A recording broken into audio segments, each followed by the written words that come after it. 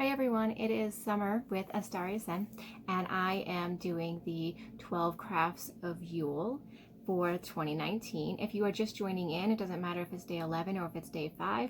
Please feel free to look back among the videos. There's lots of different things that I'm doing. They're all going to be simple crafts, mainly stuff that you can find around the house or cheap crafts. I get most of my materials at the dollar store or just found items or even thrift store type stuff. So the idea is to give you guys a craft you can do yourselves for gifts, for tree decorations, for altars, whatever kind of thing you want to do. And I'm leaving it open to interpretation so you guys can kind of just do it however you'd like. So I hope you guys enjoy this series.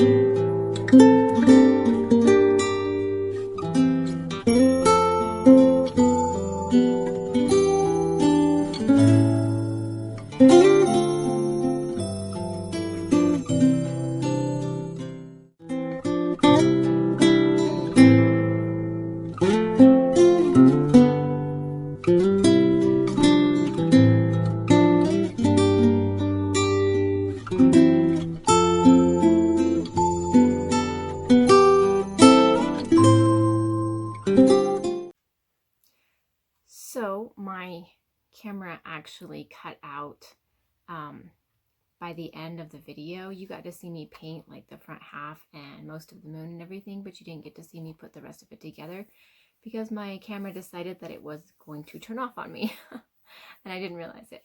But you got most of it and I will tell you the rest of it. I do have it finished here and it's just a little notebook. I think I got it in a 3-pack for like $1 or $2 or something like that. It's not very big, maybe 3 inches by 2.5 or so, give or take, or might be a 3x4. I'm not quite sure on that. Anyways, this is it, all complete. Of course, I had to add, you know, the sparkle everywhere. So there's my moon. I had a lot of fun playing with that, and I added the owl, and then I added the string for like a bookmark. And all I did to add the bookmark to this is I just glued it back in this back area right here, which was a suggestion from one of my friends. And here's the back of it to match the front. And it's just a real simple thing. Now with this, you don't have to add the little embellishments if you don't want to. You could simply paint it. You don't have to use glitter paint. You don't even have to do moon themed. If you're making it for a friend, then just find out what it is your friend enjoys and paint something that corresponds with that. Favorite color, favorite animal. If you're really creative, you can even like print out their favorite tarot card and have it put on the front of the book. So it can be, this can be anything too. Like it doesn't even have to be tarot or witchy related. I mean, if you have a friend who just enjoys writing, you can simply give that to them as long as it pertains to them. The whole point of gift giving is to give them something that they want and something that you've put thought into that shows that you know them and you are taking their needs and their wants and their likes and dislikes into consideration. I think that's the whole point of giving. You're not just making something that you want, you're making something for somebody else. But this could also be something that you want for yourself too, because I kind of want one for myself. I chose the moon theme because I really enjoy the moon in general. I like dealing with the moon. I like having a bunch of moon rituals and moon baths and stuff like that. So for me, it's a really fun journal for like keeping track of my moon rituals or my moon bath salts or anything like that. Moon affirmations, just whatever. Or even moon goddess stuff. So really, the options of doing this are pretty much endless. As long as you get a sturdy book with a sturdy cover, you can paint it. That's the main key. And if it doesn't have a sturdy cover, you can add like a cardstock over the top of it that's pre-painted and just glue that down. If you're a clay person, you can also put polymer clay over the top of it instead of paint.